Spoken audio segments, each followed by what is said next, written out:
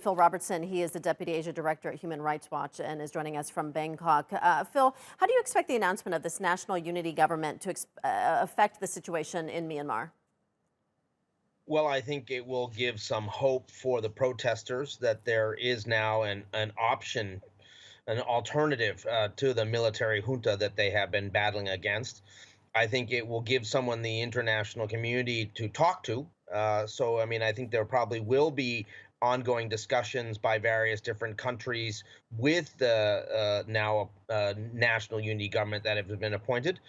And it will also, I think, really sort of mend relations between the elected MPs who are not allowed to take power, who are in the CRPH, and the many ethnic groups of Myanmar.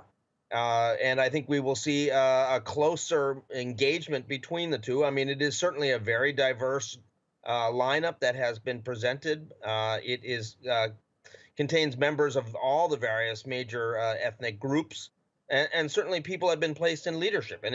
If you look at the statements that they're making, they say they're going to represent everyone in Myanmar, including the Rohingya, who, just a year ago were considered to be pariah within Myanmar. Many of Myanmar's ousted lawmakers and protesters have fled to India to seek asylum. Why India and not Thailand, as we've seen other asylum seekers go to in the past? Well, frankly, people run the way that they can. They go the people who are in areas closer to the Thai border are going to head towards Thailand, whereas people in Sagaing, which has been a major protest area in Chin State, have fled towards the Indian border just because it's easier for them to get that way.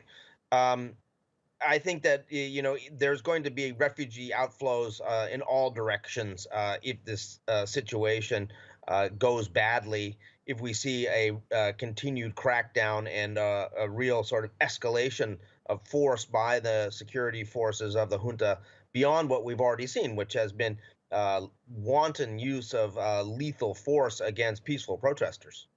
More than 700 people have been killed since the coup in security forces cracked down on pro-democracy protests. Thousands of people have been detained. We heard David talk about the potential for Myanmar to become a failed state. Do you think that's where things are headed in Myanmar? I'm not sure it's going to become a failed state. I think what we're going to see is this tug of war between a highly unpopular military junta and the security forces and the actual people of Myanmar continue for a number of months. I don't see either side giving in any way, shape, or form.